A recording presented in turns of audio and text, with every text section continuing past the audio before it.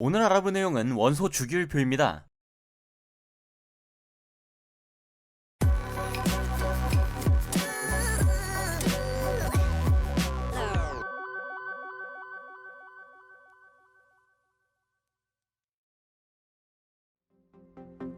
오늘은 화학하는 사람이라면 당연히 눈 감고도 100번 정도까지는 외웠을 줄 알아 주기율표에 대해 알아보겠습니다. 주기율표는 한마디로 말해서 원소들을 보기 좋게 정리해놓은 표 정도로 보시면 되는데, 그냥 얼핏 보면 원소들을 대충 나열해놓은 것처럼 생겼지만 실제로는 생각보다 많은 과학자들의 고민과 다양한 내용들이 함축되어 있습니다. 하루아침에 뚝딱 만들어낸 것이 아니라는 거죠. 그리고 여기서 주기율이라는 말은 어떠한 배열로 원소들을 늘어놓았을 때 주기적으로 비슷한 성질이 나타난다는 뜻이 있는데, 주기율표라는 이름 그대로 현대의 주기율표는 단순히 원소를 나열한 것이 아닌 주기적인 성질이 드러나도록 배치가 되어 있는 아주 고차원의 표입니다. 그럼 이렇게 대단한 현대의 주기율표는 어떤 과정을 거쳐 만들어진 것인지, 그 역사와 어떤 특징들이 있는지에 대해 아주 빠르게 알아보겠습니다. 가장 먼저 원소에 대해 정립했던 건 아리스토텔레스였습니다. 아리스토텔레스는 만물을 구성하는 원소가 물, 공기, 흙이라는 4원소설을 주장했고, 이 가설은 기나긴 세월 동안 군림하며 화학의 발전에 발목을 잡았습니다. 무려 2000년이라는 시간이 지난 후 이런 화학의 암흑기를 끝내줄 화학의 아버지 라부아제 등장, 4원소설을 실험으로 무너뜨리며 다시 한번 원소에 대한 연구에 불을 지폈습니다. 또한 그는 그때 당시 발견된 33종의 원소를 완벽한 기준은 아니었지만 단순한 물질, 단순한 비금속 물질, 단순한 금속 물질, 그리고 염을 만드는 물질, 이렇게 4가지의 성질로 나누어 정리하면서 주기율 연구에 박차를 가했습니다. 이후 기술의 발전으로 원자 하나의 질량을 의미하는 원자량을 측정 가능하게 된 과학자들은 원소의 성질과 원자량을 연결지으려 노력했습니다. 그 결과 독일의 화학자 데베라이너는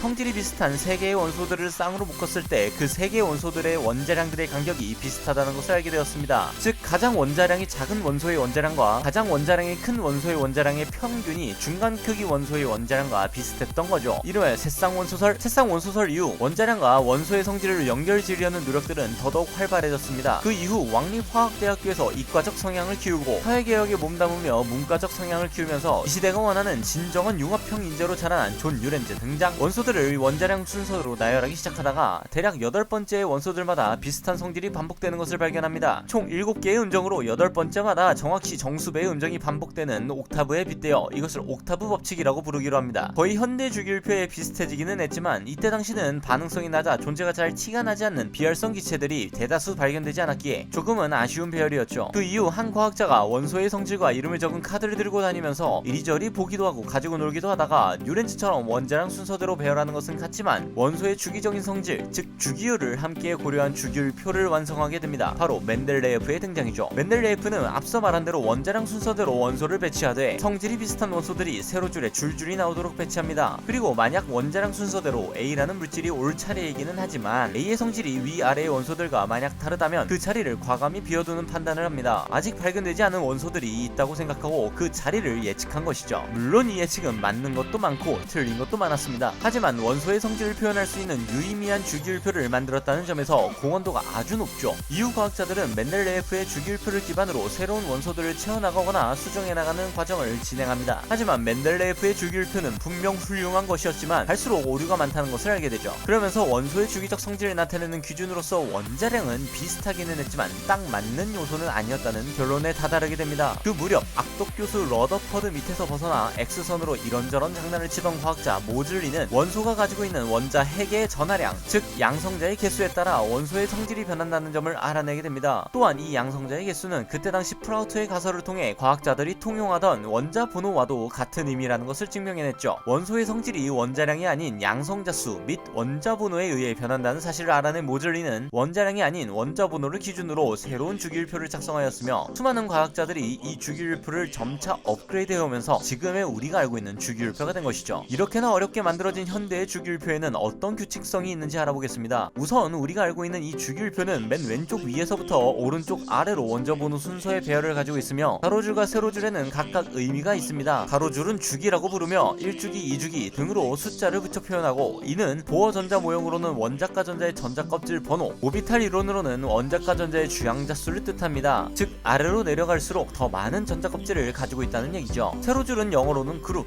우리나라 말로는 족이라고 부릅니다. 같은 세로줄 원소들을 동족 원소라고 부르며 이 동족 원소들끼리는 화학적 성질이 비슷하다는 특징을 가지고 있습니다. 사실 화학적 성질은 어떤 최외각 전자 배치를 가지고 있느냐에 의해 영향을 받는데, 전자 배치를 배우시고 각 원소들의 최외각 전자 배치를 확인해 보시면 같은 족이면 같은 최외각 전자 배치를 갖는다는 것을 확인할 수 있을 겁니다. 그런데 조금 특이한 점은 1, 2족 이후에 3족부터 12족까지는 보이지 않고 13족부터 18족으로 표시가 되어 있다는 점입니다. 사실 여기 제시해드린 원소 주기율표는 원자번호 20번까지의 주기율표로 풀 버전이 아닙니다. 풀 버전은 여기 보이시는 것처럼 훨씬 더 크고 복잡합니다. 잠깐 설명하자면 주기율표는 크게 S, P, D, F 구역 등으로 나뉘는데, 오비탈을 배우고 오신 분들은 눈치채셨겠지만 가장 높은 에너지 준위를 가진 오비탈이 어떤 오비탈이냐에 따라 나뉘는 구역입니다. 여기서 크게 S, P 구역을 전형적인 원소들, 즉 전형 원소라고 부르며, 고등학교 수준에서는 이 전형 원소에 대해서만 다루게 됩니다. 이 때문에 고등학교 교재에 실려있는 주기율표는 3족부터 12족까지가 생략되어 1, 2, 13, 14, 15, 16, 17, 18의 8개 족으로만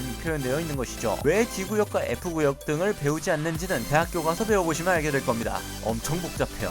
네, 여튼 이렇게 배치된 주기율표는 중간 부분을 기준으로 왼쪽 아래로는 원소들의 금속성이 커지고 오른쪽 위로는 비금속성이 커지게 되며, 애매한 중간 부분에는 준금속이라고 부르는 원소들이 자리하게 됩니다. 다시 동족 원소에 대한 설명으로 돌아와서, 동족 원소들 중에서는 다른 족들보다 조금은 특별한 특징을 가지므로 우리가 잘 알아두어야 할 동족 원소들이 있습니다. 대표적으로 안정한 전자 배치를 가지고 있어 다른 원소들과 거의 반응을 하지 않는 18족의 비활성 기체가 있고, 아까 언급했듯이 절반을 기준으로 왼쪽으로는 금속성이 커지니 주로 금속 원소가, 오른쪽으로는 비금속성이 커지니 주로 비금속 원소가 있는데, 18쪽을 제외하고 양 끝에 있는 1쪽과 17쪽이 각각 금속 원소와 비금속 원소 중 가장 활발하게 반응하는 녀석들이라고 기억하시면 됩니다. 우선 원자번호 1번 수소를 제외한 1쪽 원소들은 알칼리 금속이라고 부르며, 반응성이 매우 커서 물과 격렬하게 반응하여 염기성 용액을 생성하고, 활로 잘릴 만큼 무디며 잘린 단면이 공기 중 산소와 금방 반응하여 광택을 잃어버리는 성질을 가지고 있습니다. 그리고 17쪽은 할로젠 원소라고 부르며, 비금속 중에서 반응성이 크고